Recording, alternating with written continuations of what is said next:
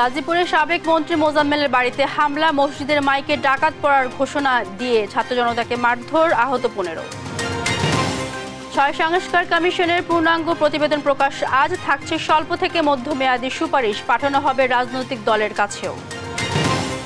সাগুপ্ত এমিলির ছত্রছায়ায় মুন্সিগঞ্জে গড়ে ওঠে modern green city, চলছে অনুমোদনহীন কার্যক্রম, কয়েকশো কোটি টাকা হাতিয়ে নেওয়ার অভিযোগ।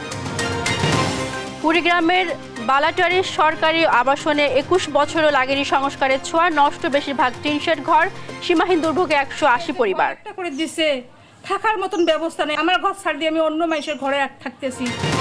বসন্ত বরণ, বিশ্ব ভালোবাসা ও 21শে ফেব্রুয়ারি ঘিরে জমে উঠেছে গদখালির ফুল ব্যবসা, 300 কোটি টাকা লাভের আশা চাষিদের। বিধ্বস্ত অবস্থায় মিলল যুক্তরাষ্ট্রের আলাস্কার নিখোঁজ বিমানের সন্ধান, পাইলট সহ বিমানের 10 আরোহী নিহত, ঘন কুয়াশাই কারণ। A white card to give them victory, and look at the 2025 champion game when they managed to score 194. He was on. এবং বিপিএলে টানা দ্বিতীয় শিরোপা জিতল ফরচুন বরিশাল, ফাইনালে চিটাগং কিংসকে হারালো 3 উইকেটে। দর্শক শুভ সকাল, দেখছিলেন সংবাদ শিরোনামগুলো। সংবাদ সকালে আপনাদের সাথে আছি আমি মারজানা শুক্তি। জানাবো বিস্তারিত খবর।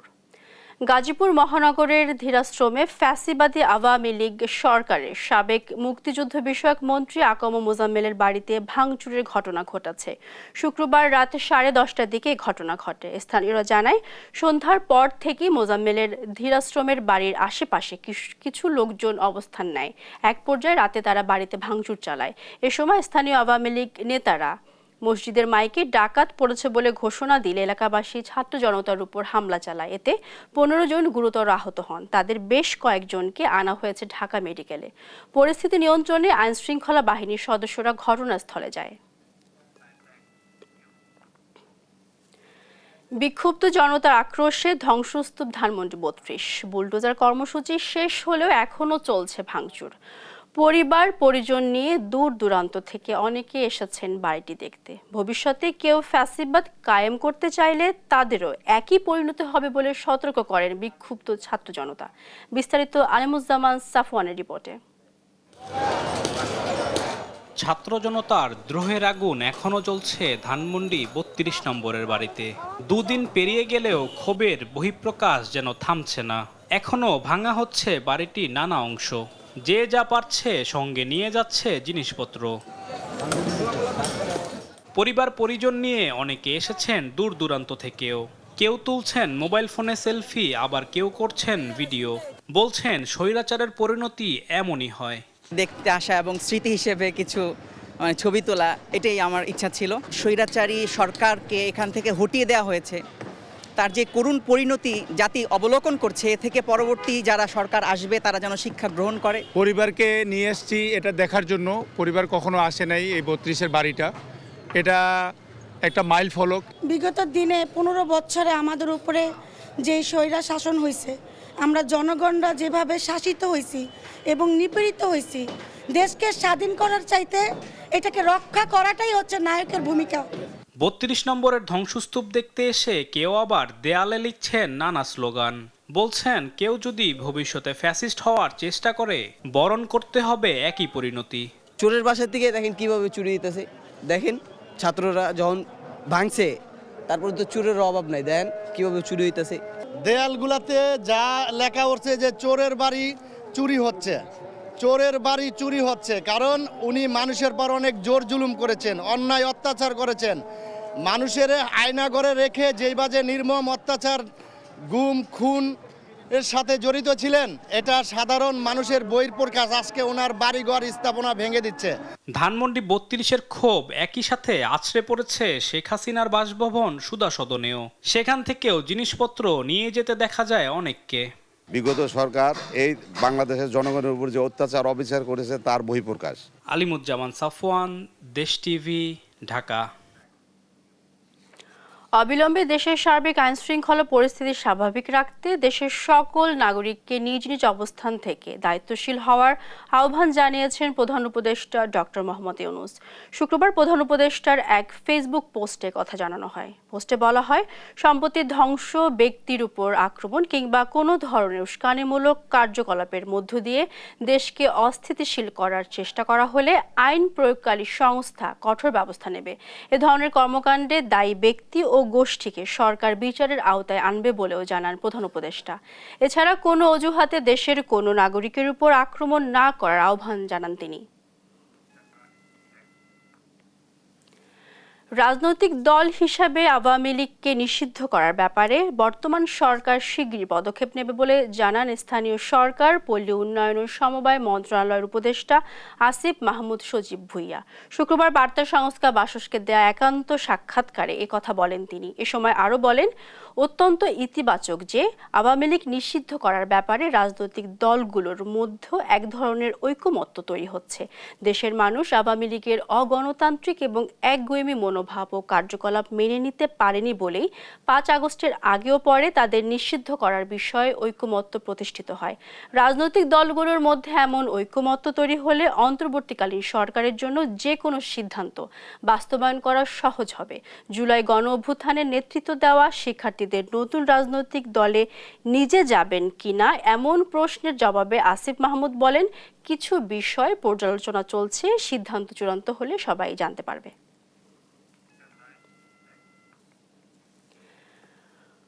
কোনো জাতীয় সম্পদের ক্ষতি না করতে ছাত্র জনতার প্রতি আহ্বান জানিয়েছেন বৈষম্য বিরোধী ছাত্র আন্দোলনের আহ্বায়ক হাসনাত আব্দুল্লাহ। শুক্রবার তার ফেসবুক ভেরিফাইড আইডিতে এক লাইভে তিনি এ আহ্বান জানান। বলেন, 32 নম্বরের বাড়ি 5 আগস্টই ধূলিসাৎ করে দেওয়া উচিত ছিল, যা পরে সবাই স্বতঃস্ফূর্তভাবে করেছে। আওয়ামী লীগকে বিচারের সম্মুখীন হতে হবে বলে মন্তব্য করেন হাসনাত আব্দুল্লাহ।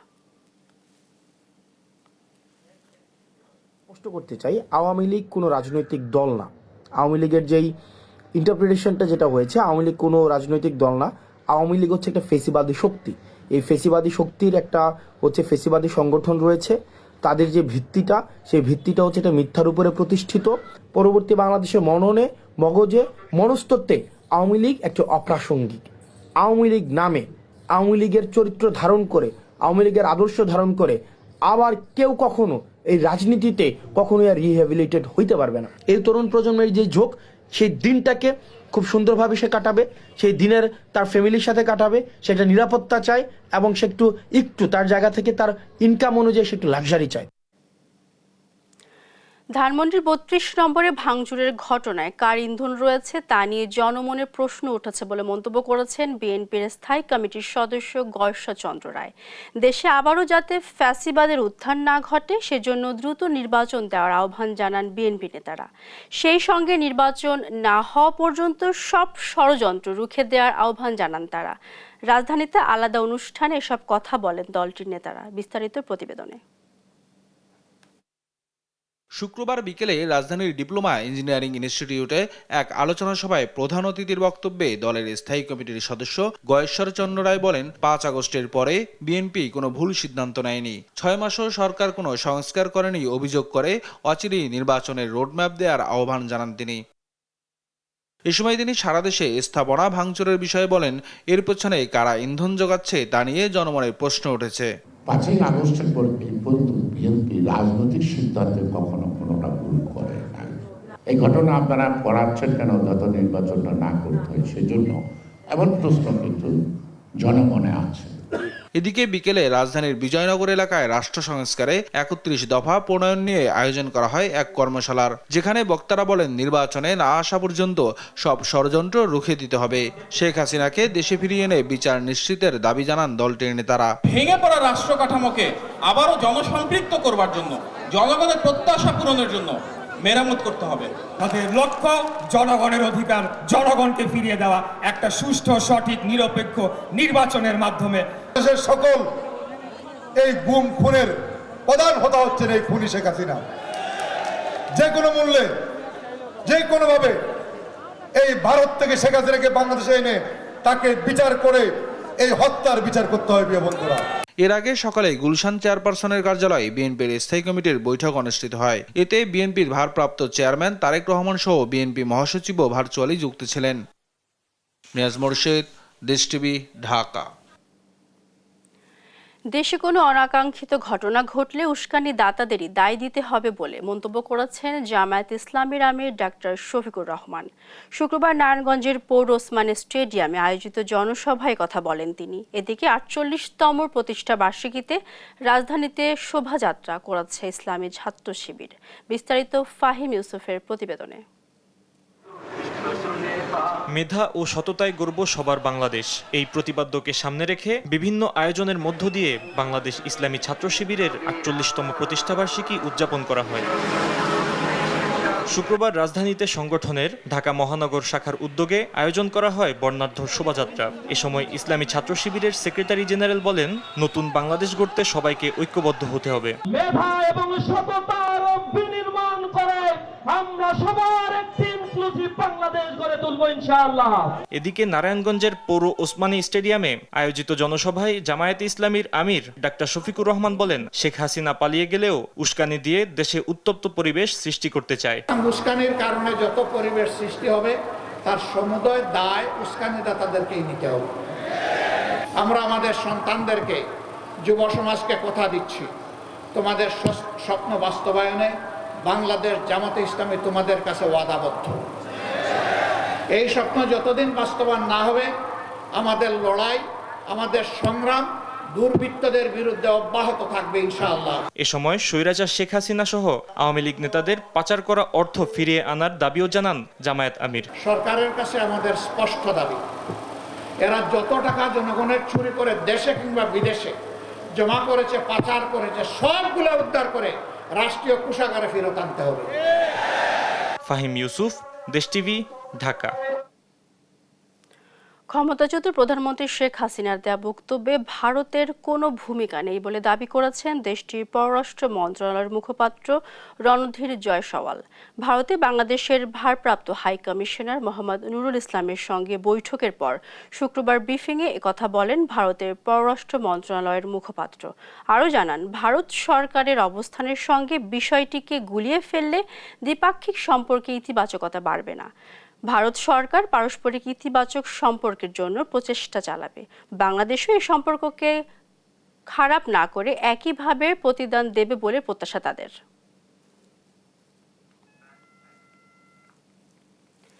রাষ্ট্র সংস্কারে গঠন করা ৬ সংস্কার কমিশনের পূর্ণাঙ্গ প্রতিবেদন প্রকাশ করা হবে আজ। একই সঙ্গে কমিশনের প্রধানরা পরবর্তী করণীয়, মধ্যমেয়াদী পরিকল্পনা বা ভবিষ্যৎ নির্বাচিত সরকারের করণীয় সম্পর্কে সুপারিশ দেবেন। এসব প্রতিবেদন আজ রাজনৈতিক দল ও গণ অভ্যুত্থানের পক্ষে সব শক্তির কাছে পাঠানো হবে। এর আগে গত বছরের ৮ অগস্ট অন্তর্বর্তী সরকারের দায়িত্বে নিয়ে ডক্টর মোহাম্মদ ইউনূস রাষ্ট্রের বিভিন্ন খাতে সংস্কারের জন্য ৬টি সংস্কার কমিশন গঠন করেন। কমিশনগুলোকে ৯০ দিনের মধ্যে প্রতিবেদন জমা দিতে বলা হয়। এরপর নির্ধারিত সময়ের ১৫ দিন পর গত ১৫ জানুয়ারি সংবিধান নির্বাচন কমিশন, পুলিশ সংস্কার ও দুর্নীতি দমন কমিশন দুদক, এই ৪টি সংস্কার কমিশনের প্রতিবেদন প্রধান উপদেষ্টার কাছে পেশ করা হবে। অপরদিকে জনপ্রশাসন ও বিচার বিভাগ সংস্কার কমিশন গত বুধবার প্রতিবেদন জমা দেয়।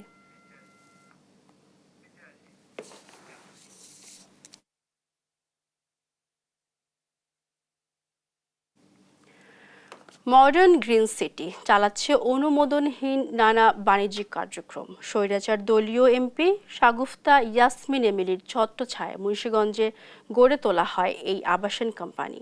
প্রতারণার আশ্রয়ে এরই মাঝে গ্রাহকদের থেকে হাতিয়ে নিয়েছে শত শত কোটি টাকা। আবাসন কোম্পানির প্রতারণা নিয়ে শাহাদাত নিশাদের ধারাবাহিক প্রতিবেদনের আজ ৩য় পর্ব। ক্যামেরায় ছিলেন অর্জুন বর্মন। মুন্সিগঞ্জের ঢাকা মাওয়া হাইওয়ের পাশে অবস্থিত মডার্ন গ্রিন সিটি। এই হাউজিং কোম্পানিটি ১৩ একর জমিতে আবাসনের অনুমোদন নিয়ে দখলে নিয়েছে কয়েকশো একর জমি। হাউজিংয়ের ভেতরে ঢুকতে প্রথমেই চোখে পড়বে মডার্ন গ্রিন ভিউ পার্ক, যার কোনো অনুমোদনই নেননি মডার্ন গ্রিন সিটি। শুধু তাই নয়, দিনে কিংবা রাতে পার্কের ভেতর চলে অবৈধ কার্যকলাপ। বড় সাইনবোর্ডে টানানো আছে এই প্রকল্প পরিবেশ অধিদপ্তরের অনুমোদিত। অথচ মডার্ন গ্রিন সিটির ওয়েবসাইটে পাওয়া পরিবেশ অধিদপ্তরের ছাড়পত্রে দেখা যায় এর মেয়াদ শেষ হয়েছে 8 মাস আগেই। জেলা প্রশাসক থেকে মডার্ন গ্রিন সিটি আবাসনের অনুমোদন নিলেও ওয়েবসাইটের ভেতর জেলা প্রশাসক, জাতীয় গৃহায়ণ কর্তৃপক্ষ, বিডা সহ কয়েকটি অনুমোদন দেখালেও প্রকৃতপক্ষে তা অন্য কোম্পানির নামে। পরিবেশ অধিদপ্তরের ছাড়পত্রে আবাসন উল্লেখ থাকলেও মডার্ন গ্রিন সিটি গোজামিল দিয়ে চালাচ্ছে অনুমোদনহীন একগুচ্ছ বাণিজ্যিক প্রকল্প।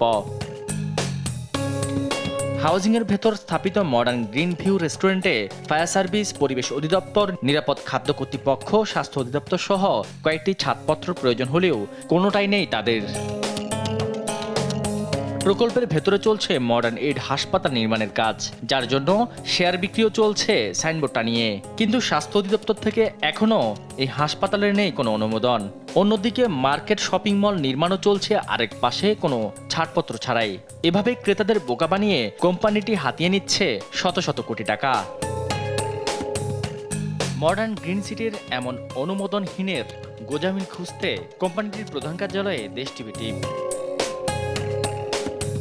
বাণিজ্যিক প্রকল্পের অনুমোদন ছাড়া কিভাবে বাণিজ্যিক প্রকল্প কার্যক্রম চালাচ্ছে এমন প্রশ্নের উত্তর খুঁজতে তাদের কর্তৃপক্ষের সাথে যোগাযোগের চেষ্টা করা হলেও কয়েক দফায় ব্যর্থ হতে হয়। আমি চেয়ারম্যানকে বলে দেবো নি এটা নিয়ে প্রিপেয়ার্ড হয়ে থাকবে। আড়াল করার চেষ্টা করে নিজেদের ভূমিদস্যুতার অপরাধ। শাহাদাত নিশাদ, দেশ টিভি, ঢাকা। জামালপুরের বাজারে সবজির দাম কম থাকলেও মাছ মাংসের দাম চড়া। এ নিয়ে আরও জানাতে সরাসরি যুক্ত হচ্ছেন আমাদের সাথে আমাদের সহকর্মী ইমরান মাহমুদ। ইমরান, বাজারে মাছ মাংসের দাম কেমন, আর এ নিয়ে ক্রেতাদের মধ্যে আসলে প্রতিক্রিয়া কি আমাদের জানাবেন?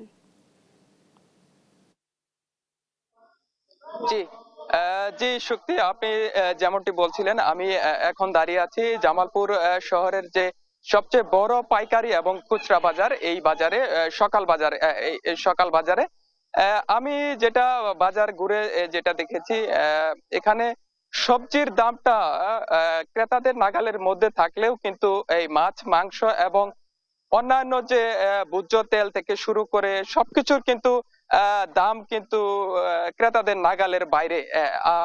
আমি যদি আরেকটু বলতে চাই যে আজকে সকাল বাজারের পুরো বাজার ঘুরে দেখেছি যে অন্যান্য যে সবজিগুলা বিক্রি হচ্ছে, যেমন আলু পাইকারি বিক্রি হচ্ছে 13 থেকে 14 টাকায়, বেগুন খুচরা বিক্রি হচ্ছে 20 টাকা, পেঁয়াজ 35 থেকে 36 টাকায় বিক্রি হচ্ছে এবং ফুলকপি প্রতি পিস বিক্রি হচ্ছে 30 টাকায়, গাজর 30 টাকা কেজি এবং টমেটো 30 টাকা কেজি। এবং আমি যদি আরেকটু বলি, কাঁচামরিচ 20 থেকে 25 টাকায় বিক্রি হচ্ছে এবং শসা কিন্তু বিক্রি হচ্ছে 20 টাকা দরে এবং পাইকারি বিক্রি হচ্ছে 12 থেকে 13 টাকায়।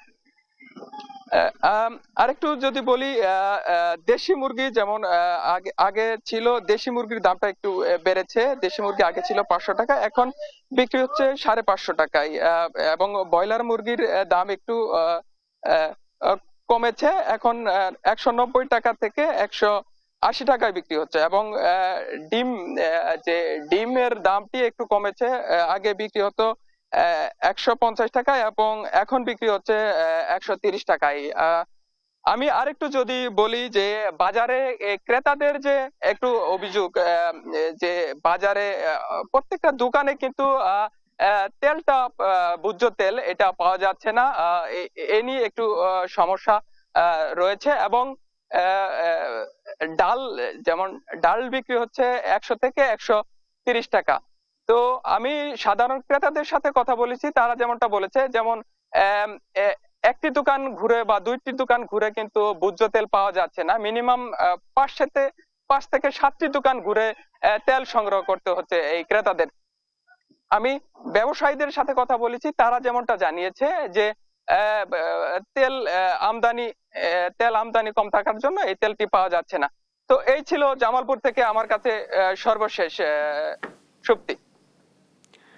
ইমরান, আপনাকে ধন্যবাদ। দর্শক, জামালপুরের নিত্য প্রয়োজনীয় বাজারের সার্বিক পরিস্থিতি জানছিলাম সহকর্মী ইমরান মাহমুদের কাছ থেকে। চলে যাব পরবর্তী সংবাদে। কুড়িগ্রামের ফুলবাড়ী উপজেলার বালাটারি সরকারি আবাসন প্রকল্পে দুর্বিষহ দিন কাটছে 180টি পরিবারের। 21 বছর আগে 6 একর জমির উপর নির্মাণ করা হয় টিন শেড ঘরগুলোর এখন বেহাল দশা। প্রকল্পটি বিএনপি বাস্তবায়ন করায় প্রতিহিংসা থেকে এত বছরও সংস্কার করেনি পতিত আওয়ামী লীগ সরকার। সহকর্মী জুয়েল রানার রিপোর্ট জানাচ্ছেন নুসরাত শোভা। একটি সুন্দর থাকার জায়গা তো সবাই চায়, কিন্তু সবারই চাওয়া কি পূরণ হয়? বাংলাদেশের আনাচে কানাচে ভূমিহীন, ঘরহীন অসংখ্য মানুষের দেখা মিলে। কুড়িগ্রামের এরকমই 180টি ভূমিহীন পরিবারকে 2004 সালে বালাটারি নামক জায়গায় একটি আবাসন প্রকল্পের আওতায় গড়ে দেওয়া হয় টিনশেড ঘর। এই ঘরগুলোতে মাথা গোজার ঠাঁই পেয়ে খুশির সীমা ছিল না বাসিন্দাদের। তবে সময়ের সঙ্গে সঙ্গে নষ্ট হতে শুরু করে টিনশেড ঘরগুলো।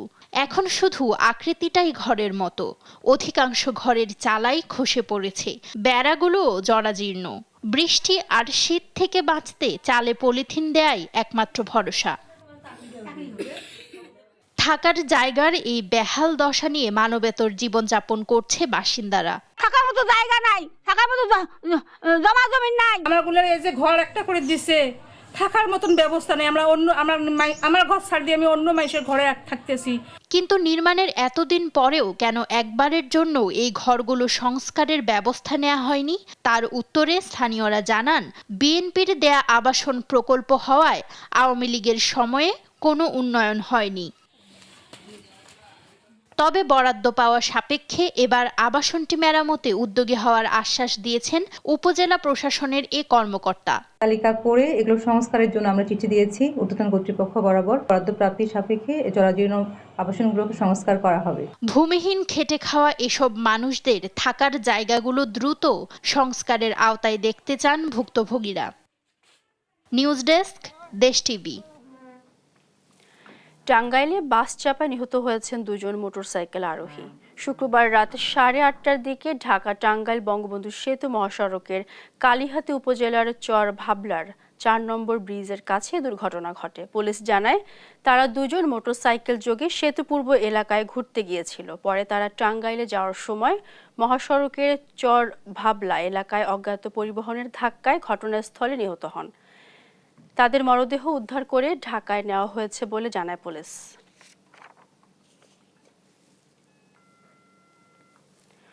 মুন্সিগঞ্জের আড়িয়াল বিলের মিষ্টি কুমড়ার সুনাম ও খ্যাতি দেশ জুড়ে। চলতি মৌসুমে 225 হেক্টর জমিতে আবাদ হয়েছে মিষ্টি কুমড়ার। বিলে উৎপাদিত মিষ্টি কুমড়াগুলো আকারে অনেক বড়, তাই বাজারে রয়েছে ব্যাপক চাহিদা। স্থানীয় কৃষি সম্প্রসারণ অধিদপ্তর জানিয়েছে, আড়িয়াল বিলের মিষ্টি কুমড়াকে জিআই পণ্য হিসেবে অন্তর্ভুক্ত করার চেষ্টা চলছে। সহকর্মী সুমিত সরকার সুমনের রিপোর্ট জানাচ্ছেন নুসরাত শোভা। একটি কুমড়ার ওজন প্রায় 100 কেজি। শুনে অবিশ্বাস্য মনে হলেও এমন কুমড়ার ফলন হয় মুন্সিগঞ্জের শ্রীনগরের আড়িয়াল বিলে। যেগুলো আকারে ছোট সেগুলোর ওজন হয় অন্তত 15 থেকে 20 কেজি। বিলের বিস্তীর্ণ উঁচু জমিতে মিষ্টি কুমড়ার আবাদ করেছেন কৃষকরা। চলতি মৌসুমে 225 হেক্টর জমিতে আবাদ হয়েছে মিষ্টি কুমড়ার। ফলনও হয়েছে ভালো। কুমড় মনে করেন অনেক ভালো কুমড় হয়েছে, অনেক বড় বড় কুমড়। একটা কুমড় মনে করেন 1000 2000 এরকম বিঘা। আমরা বড় বড় ধাপ দিই, কচুরি বিলে কচুরি করে, এই কচুরির ধাপে কুমড় বড় হয়। কুমড়ার এই বিশাল আকৃতি নিয়ে গ্রামটিতে প্রচলিত আছে নানান কাহিনীও। এত বড় কুমড় আল্লাহ দিচ্ছে, এর সাথে কত কুমড় বড় দিতে পারে। ওখান থেকে আমরা এই বুড়ো কাছে মুখে শুনতেছি, ওখান থেকে তার থেকে আমাকে কুমড় আল্লাহ বড় দিতেছে। আর কুমড়া বিক্রি করে সফলতা পেয়েছেন কৃষক ও ব্যবসায়ীরা। আমাদের দেশে প্রচুর উর্বরতা, মাটিতে কোনো নেই, খাট নেই, খুব সুন্দর কুমড় হয়। বৈচিত্র্যময় এই মিষ্টি কুমড়াকে জিআই পণ্য হিসেবে অন্তর্ভুক্ত করার চেষ্টা করছেন বলে জানান স্থানীয় কৃষি সম্প্রসারণ অধিদপ্তরের উপপরিচালক। তো এইখানে যে জৈব পদার্থের যে পর্যাপ্ততা, আমার মনে হয় এটার জন্যই এখানে এই কুমড়ার ফলনটা এরকম হয়। আর একটা ভালো খবর হচ্ছে যে আমরা আড়িয়াল বিলের মিষ্টি কুমড়াকে জিআই পণ্য অন্তর্ভুক্ত করার জন্য আসলে আমরা চেষ্টা করছি। এই কুমড়া আন্তর্জাতিকভাবে বাজারজাত করলে প্রচুর বৈদেশিক মুদ্রা আসবে বলছেন সংশ্লিষ্টরা। নিউজ ডেস্ক, দেশ টিভি। বসন্ত বরণ বিশ্ব ভালোবাসা ও আন্তর্জাতিক মাতৃভাষা দিবসকে কেন্দ্র করে জমে উঠেছে যশোরের ঝিকরগাছা উপজেলার গদখালির ফুলের মাঠ ও বাজার। মৌসুম শেষের পথে তাই ফুল সংগ্রহ ও সংরক্ষণে ব্যস্ত সময় পার করছেন চাষিরা। এবার অন্তত ৩০০ কোটি টাকার ফুল বেচার আশা করছেন এখানকার ফুল চাষিরা। সহকর্মী সালাউদ্দিন সাগরের রিপোর্ট জানাচ্ছেন সালমা জাহান। ফুলের রাজধানী যশোরের ঝিকরগাছার গদখালি, সেখানে মাঠ জুড়ে ফুটেছে নানা রঙের ফুল। বাণিজ্যিকভাবে চাষ হচ্ছে গোলাপ, জারবেরা, রজনীগন্ধা, গাঁদা ও চন্দ্রমল্লিকা সহ নানা ধরনের ফুল। চলতি মৌসুমে অতিবৃষ্টির কারণে দেরিতে চাষাবাদ শুরু হয়। তবে এবারও বসন্ত বরণ বিশ্ব ভালোবাসা দিবস ও আন্তর্জাতিক মাতৃভাষা দিবস ঘিরে চাষিরা ব্যস্ত সময় কাটাচ্ছেন ফুলের পরিচর্যায়। এই বিক্রির ওপর সারা বছরের লাভ লোকসানের হিসাব নির্ভর করে ফুল চাষিদের। সামনে 14 ফেব্রুয়ারি বা 21 ফেব্রুয়ারি এবং 26 মার্চ দিনগুলো কেমন যাবে, আশা রাখি যে ভালো যাবে। 1 বিঘা জমিতে ধান করলে খুব বেশি হলে 30,000 টাকা, আর 1 বিঘা জমিতে যদি ফুল চাষ করা হয় তো ওই জমিতে 1 লাখ 1.5 লাখ টাকা আশা করা যায়। এছাড়া ফুলের প্রতি ভালোবাসা কোনো নির্দিষ্ট বয়সের গণ্ডিতে আটকে নেই। ফেব্রুয়ারির শুরু থেকেই দেশের বিভিন্ন প্রান্ত থেকে দর্শনার্থীদের পদচারণায় মুখর গদখালি। ফুলের সৌন্দর্য উপভোগের পাশাপাশি কিনতেও আসেন ফুলপ্রেমীরা। এবার মাঠের দিকে এসে গোলাপ কিনলাম, রজনীগন্ধা, জারবেরা, অনেক রকম ফুল একদম নিজের হাত থেকে তোলা। খুব ভালো লাগলো ঘুরে। আলহামদুলিল্লাহ, বেচাকেনা খুবই ভালো। সারাদিনের ব্যানের উপরে ব্যস্ত আছি, খাওয়ার সময় নেই। প্রতি সিজন পার করে একজনের 1.5 লাখ টাকা করে থাকে দোকানদার প্রতি। এদিকে এবছর প্রায় 620 হেক্টর জমিতে ফুলের চাষ হয়েছে। 3 দিবস ঘিরে 300 কোটি টাকার ফুল বিক্রয়ের লক্ষ্যমাত্রা নির্ধারণ করার কথা জানায় কৃষি বিভাগ।